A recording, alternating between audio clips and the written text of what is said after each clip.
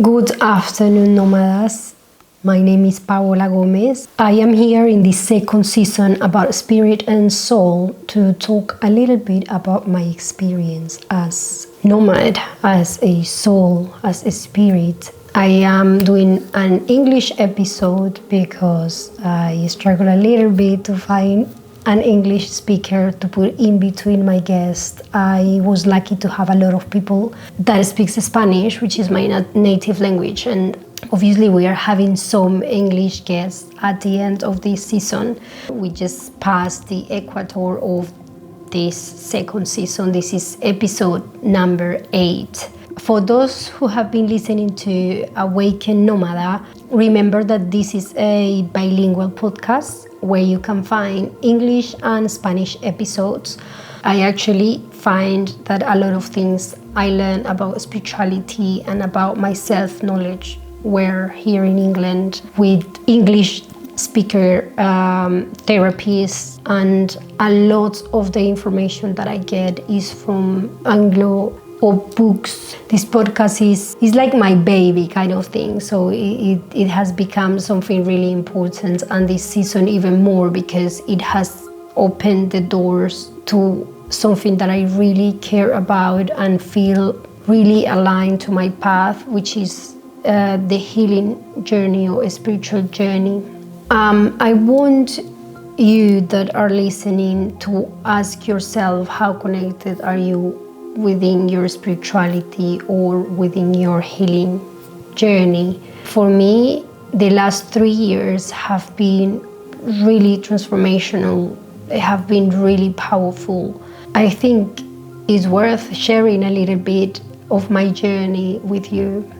Just to put you a bit in context, I was born in Colombia. I grew up in Spain and live in London.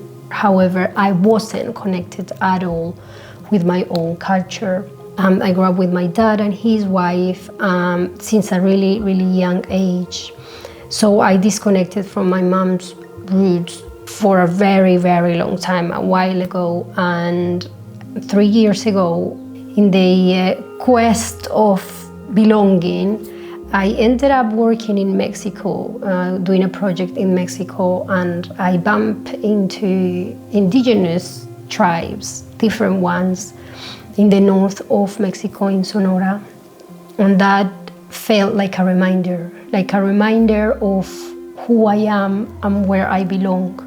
I have been in this journey for a while, in the healing or spiritual journey, or in this self-discovery journey, I will say better, because a lot of up and downs get out of spirituality. I think that we are spiritual beings having this human experience, and I have been really human and really earth-driven person.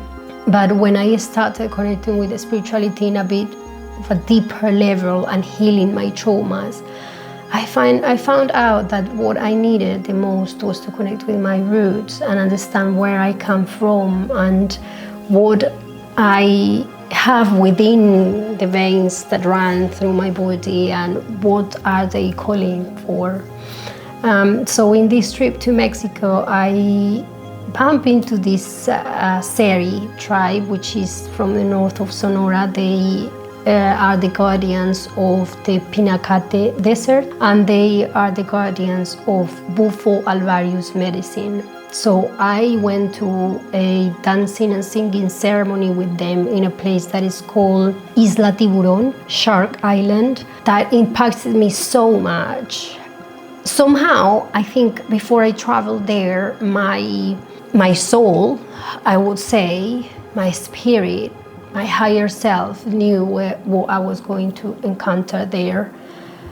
Because before I went there, I said to myself, I will not deny the medicine if it is opening my doors there, because I know that in Mexico, the indigenous traditions are very much alive, and I knew I was going to bump into different things. However, I left Sonora after that beautiful ceremony with the series celebrating a friend's birthday there. So we were like 6 of us in total, and it was a really intimate thing.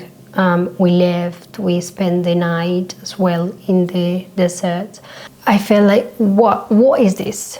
Like, what I just experienced. It was just dancing and singing, but it felt so powerful. And we have a Mexican friend with us there, a photographer, and I could see on her eyes this shine when she saw indigenous ladies coming and dressing up and making up, and they make us up with their traditional makeup from their culture, obviously. I saw how she looked and she felt so happy, and I was so like, I don't know what to do or what to feel or what to say at that moment. It just was like, okay, just feel it, just do it, just don't think about anything. But that moment made me reflect a lot where I was. I left the place, I went to South Mexico, I went to Quintana Roo, which is in the Yucatan Peninsula, La Península del Yucatán, and I stayed in a place that was called Bufo Alvarius Sanctuary. The medicine was there, Bufo Alvarius was there, Cambo medicine was there as well, and I didn't know what Cambo was, and I have a very little knowledge of what Bufo Alvarius was, even though I just spent that time before getting into Quintana Roo with the guardians of Bufo Alvarius medicine. However, everything went like too fast, and I guess the Great Spirit just gave me little information, so I wasn't too overwhelmed with everything that was coming. I wanted to do the medicine. There was the provider and a Mexican lady as well. She was a therapist, like for profession, but then she moved into the medicine provider and therapeutic kind of thing, like a holistic kind of way, more than a clinical. She was really lovely. I was really scared when I got there and I took the medicine. First of all, they recommend me to get Cambo because that will kind of open the gates in my body to allow Bufo to come in. Although I needed more sessions, I just had the time to do one session of Cambo, so I did it and I cleaned my body. So basically Cambo is something that the indigenous people from the Amazonian call the vaccine of the jungle, the Amazonian vaccine, something like that, which cleans your body in a cellular level, so you don't have any visuals or anything like that. It just cleans you really, really deep. So it purges everything that you have inside, and you're supposed to do, obviously, to start with few times, and then keep a healthy diet and exercise and all of that to keep the effects of the cleansing there, right? I felt not great because the experience is not to feel great, it's to clean, and obviously when you're cleansing and you're purging, you don't feel great. I was like, okay, it's okay, it's part of the process. The next day I did the medicine of Bufo, and that was the change in my perspective, in everything I see around me and feel around me. I have always been a very sensitive person. My sixth sense is really awake. Like my intuition is always been very loud, even though I sometimes I don't listen to it, as we may all do. But after that moment, it became much more clear that intuition is real, because I always had the thing like, oh, maybe no, maybe like this gut feeling is not real, I am making things in my mind, whatever, but no, that wasn't the case. Before that medicine, I have been going to therapy on and off since my early 20s. So I did a lot of psychological work, used to do breath work, yoga. Generally speaking, I exercise and eat healthy. So I was like kind of in the path of healing, but it was in a physical level. Psychologically speaking, it was in a surface level. And when I started digging with the medicines, I found out that there was still loads more to do, even though I thought that everything was okay. Obviously it was for the moment. It bring me clarity, and it gave me space to do a lot of things which if I probably didn't do therapy or change my lifestyle, I wouldn't be able to do that. So since I started therapy, since I moved to the UK, I did so many things. I experienced so many things because I allowed myself and opened the space for it. So the more I opened the space and I heal certain things, I got rid of certain habits, it seemed like I did have a space for a lot of things. So with the medicine, it was even deeper. So after the medicine opened me, I have the feeling that I got rid of a lot of baggage that I was carrying, not knowing that it was there. It was quite powerful. So the first thing I believe changed is this connection with my soul and my higher self and the perspective I did have in nature. I know that we eat because Mother Earth provides. I have always known that.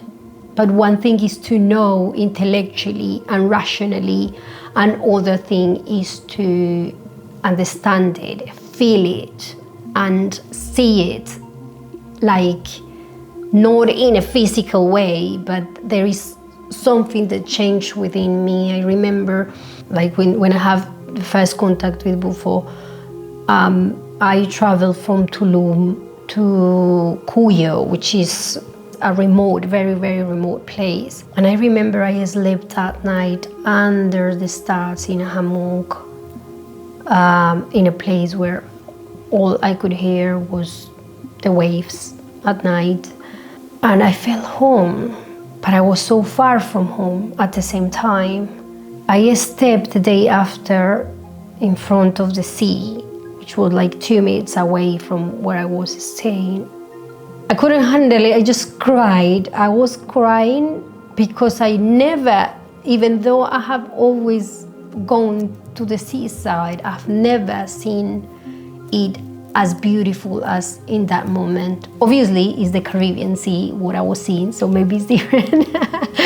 I'm joking, but I think that I saw the water alive, and I understood what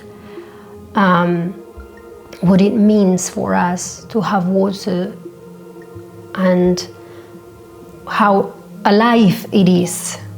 So I just stand there. I was barefoot, waiting for my friend because we were going for an excursion.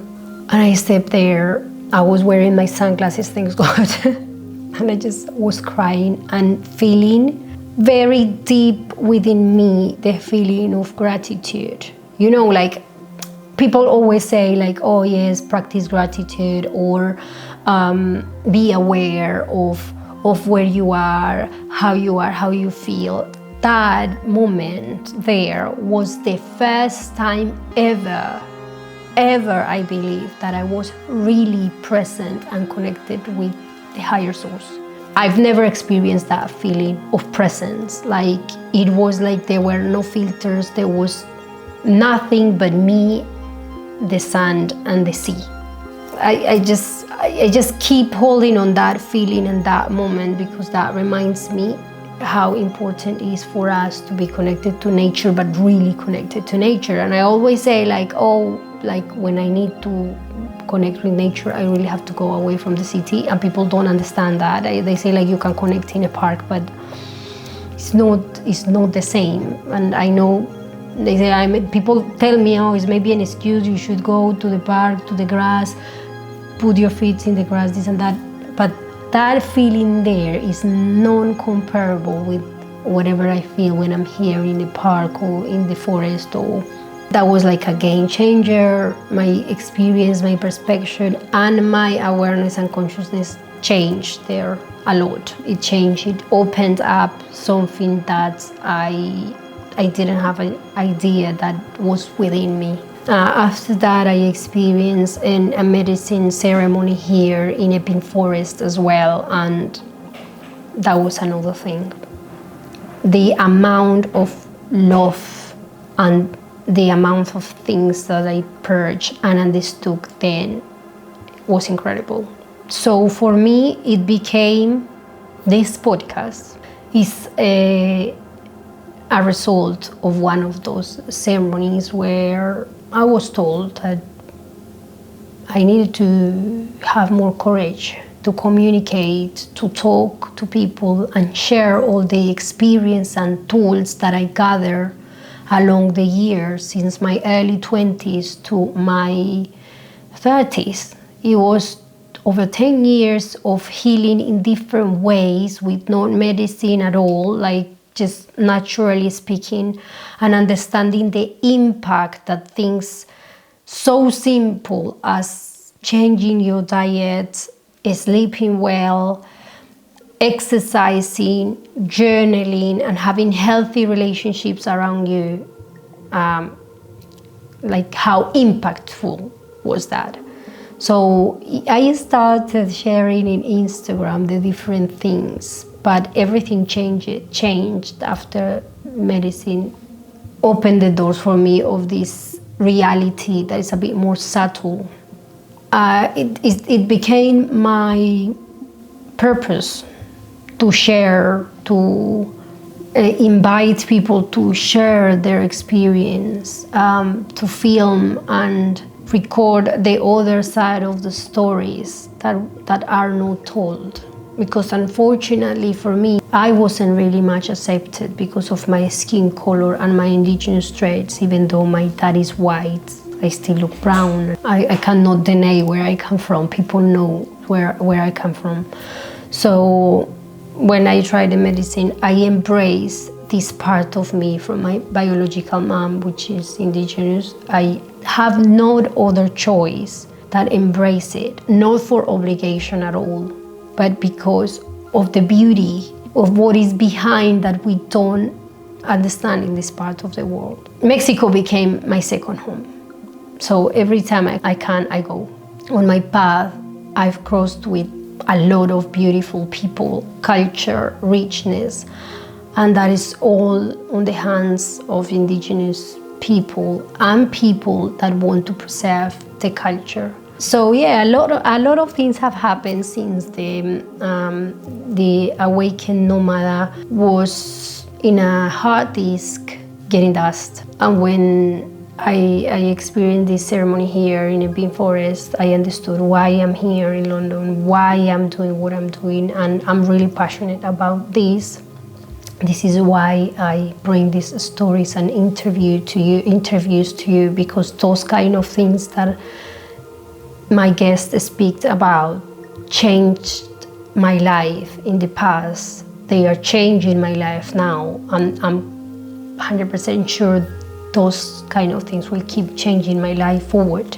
Why did I choose to come here as a spirit in first place? To forget everything I am and hold this vehicle and try to navigate this earth and trying to remember where I come from. And a lot happened since that ceremonies. I am telling you, I've learned a lot, I've done a lot, and all I can say is that I feel like this path I'm walking is the path that I am meant to be on, and all it took me was to connect with this body of mine. The feelings that are here, I always feel very intense in my heart chakra and my energetic point here. I feel a lot, and because I was always told that I was too sensitive, that I was too a crybaby or this and that. I didn't allow myself, but the moment I literally said, I don't give it about what people say, and I just want to feel, I want to be, and I want people to feel and to be what they want to be, to discover what their passions are, what they are meant to be doing. There have been loads of time where I have felt like I am out of alignment, you know, that I'm not where I'm supposed to be, where I question myself, this is what I am meant to be doing. And every time I stopped doing a little bit of that thing that I didn't want to do, something else came. Society make us think, the world out there make us think that we have to work really hard and we have to do uncomfortable things to get to where we want to be, like working in things that we don't want. For a little while, of course, we have to, until we learn, until we understand what we want. But the uncomfortable thing and the uncomfortable places where we have to be, according to my opinion and experience, is inside. Sitting with that discomfort, with the feelings you don't want to feel, with the thoughts you don't want to hear, the conversation you are having with yourself, paying attention to it. So when I started doing that in a more conscious level and thinking like, okay, why are you moaning about this? If you don't want to do it, just move, do something else, look for alternatives. Doing less and less and less and less of that, I still sometimes do things that I don't want to do forever because, again, I get some money so I can do some projects. But the less I do that, the more the opportunities to do what I want to do opens. And I think this is where we should step, where we should feel uncomfortable when we are learning something new, which we are not sure is going to be amazing, and allowing ourselves to have that discomfort of making the mistakes, of trying that new thing and seeing if it worked, and how I felt doing that. Did I felt that it was aligned?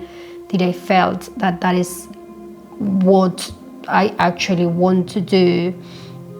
How much energy did I put there? You know, like explore those things and stay there in this discomfort while we are learning, not in the discomfort of being a cleaner forever because I have to pay my bills. Nothing wrong with doing cleaning, of course. If you like and you love it, amazing. That is your path. But there is a lot of people doing, I don't know, kitchen porter, which is where I started working when I came first in London. I was a kitchen porter and I worked for 3 months as a kitchen porter, and I said no more because so I saw how my dad moved from Colombia to Spain, and he was working in a different place for a while, and then he moved until he could create his own business. So I always had this example that you have to do more of what you want, less of what you don't. Spend time and energy in your own dreams, because if you don't spend time and energy in your own dreams, you are going to spend time in somebody else's dreams, and you're going to build them and help them to be successful, but you are going to stay unhappy doing what you're doing. You cannot do everything because of money. Money is a tool that takes you to get closer to your dreams. But what are your dreams? What do you want to spend your time in? Because when you're spending money, you are not spending money, you're spending energy. That you spend some energy, you give your time away for that amount of money. What are you willing to do with that money?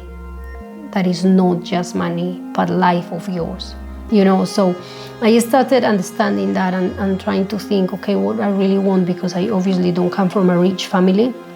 I don't have a heritage, or I don't have anything like that will give me some peace of mind financially. So I started investing my money, the one I work, doing things that I didn't want to do. In my equipment, for example, in the equipment that will bring me closer to the projects that I want to do. And so if I wanted to be a photographer, so then spend the money in a camera, in a good camera, spend the money in courses. I went to university, so education, like educating myself and see where I want to be and how I want to navigate this world. And obviously, it sounds easy to tell, difficult to do, and I understand that a lot of people is not in my position, and I always keep present that I talk from a place of privilege because I am Spanish, because I have a European passport, because I speak 4 languages or whatever, because I have a lot of, so I keep that in mind, and that gives me even more reasons to be responsible of my choices, to choose consciously what I want to do, not just for me, but for those that don't have the choice. Because if I don't choose having the freedom, the little freedom that I have for choosing, so where is the hope of those others that don't have the choice at the moment? There is a lot of ways of protesting, and more now in these crazy days that we are living, which is where you more need to speak out, use art and use your instruments for good. So one of my reasons is, if I was given a voice that I can express now, that I can share now, that can be heard, I have to. It's my responsibility for those that cannot. Those are the choices that I have made, and obviously I encourage people to dig inside, to not be afraid. We have it really easy to move around and to do things, and it's our duty to do them, to do what makes us happy, to do what will make the difference. All this is to conclude that sometimes you are in very difficult places or unaligned, according to you, not in alignment, but those things are steps to bring you closer to the place where you are supposed to be, even though if they feel struggle, and they feel hard. What must be done is that you have to keep moving. You have to keep evolving, not staying in one place for comfort, because that destroys our soul, that put it away in a corner where it cannot express. We are naturally creatives, we are naturally explorers, we human beings, even though out there seems like we are horrible, we are amazing creations of God or the Great Spirit, the universe, whatever is out there that make our existence possible. It made it for a great reason, for something beyond our understanding. We're walking here a bit blind sometimes, but I encourage you to go through those hard moments and just walk the path, connect with your purpose, and do what is good for you and for others. So I learned to live with the rule of I am going to do everything that gives me peace. So I will do everything that is in my hands to be in peace and happy. But the main rule is you must not hurt anyone. It's not on me to decide for other people's decision, not even my family. I have to learn to let things go and to understand a lot of things, and I think that works for a lot of us here. Let people be, do for you, and things around you will change. Some things that I have done to connect a little bit deeper with my soul is small things like journaling. Traveling is one of the biggest, because I tend to be really present when I am away from my comfort zone. I'm present and I'm in like discovery mode, and I don't know, that's like, people say like, oh, that can be an addiction, but the world is just so vast and beautiful that I could be discovering forever. But traveling, going different places, meeting new cultures, having conversations with people from completely different cultures than yours, journaling at home, painting, drawing, singing, dancing. One of the biggest lessons I have learned since I started with the medicine journey 3 years ago is that the most powerful medicines are in our bodies and are free. And one of them is singing and dancing. They are alchemy, pure alchemy. You can transform everything with that. But I give you an example that happened 2 weeks ago. I was in a really bad mood for something that wasn't done in my liking. So I was like upset and moaning in my mind. Obviously, I wasn't taking it off with anyone, but I was like moaning in my mind and having the conversation repeatedly, like back and forth with the same conversation in my head. And I was like, okay, Paula, you have to drop it. It's exhausting. I'm like, it takes energy, right? And I was on my way to this concert when I realized that there were some mistakes and things being done in the wrong way. And I was going to this concert that I really wanted to go. I went to see this artist that the first time I heard his music, I was like, oh my God, this will be amazing to hear him like live, to be live there in a concert. And when that came to reality, like I kind of manifested, I was like, oh my God, and I'm so bad mood. I don't want to be in this mood for this concert. It's so good. But then I understood, okay, if you're in a bad mood, you are in a bad mood. It's like, I was going on my own, so it's not like I was affecting anybody else. Whatever. I got to the concert. I sat, it was in a garden, so I sat in the floor, in the grass, and there was the people that was opening the concert, singing, a couple, playing the guitar, singing really beautiful music. When I least expected, I already forgot about the problem. I was really happy. I was dancing, I was singing, and I was like giving it all. And I felt how this energy that I was carrying of frustration, because I was frustrated, went away and transformed. Like I make a space for the music to come in, for that experience. I tried to be present. And when I finished, that was 2 hours concert. I was in a completely different mood. Everything was like understanding why things happen and open to learn, to do, to speak about, okay, I don't like this, I like that, like a bit more open. And that's one example of many times that music has been medicine for me.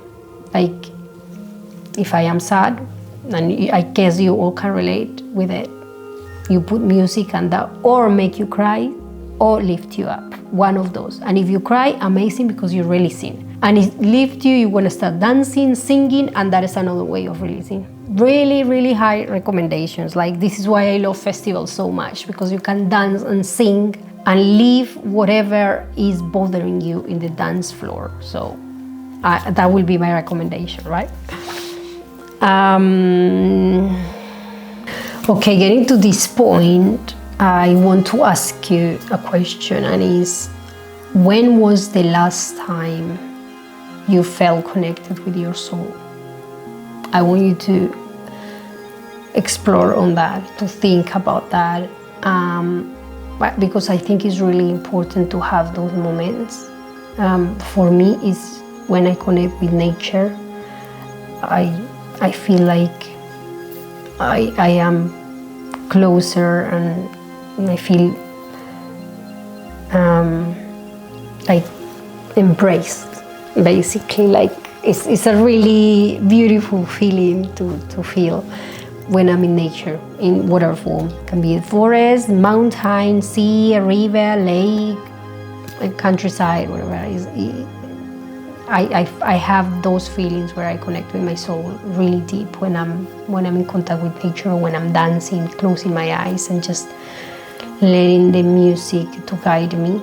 Those are moments. So it would be good for you to reflect on when was the last time you connected with your soul, with this deeper side of you that is there to guide you.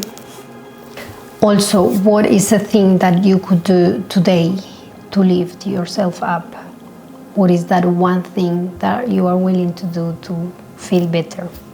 If you are not feeling better, and if you are feeling better, then what is that one thing you can do for others to feel better, to join you in this wonderful feeling?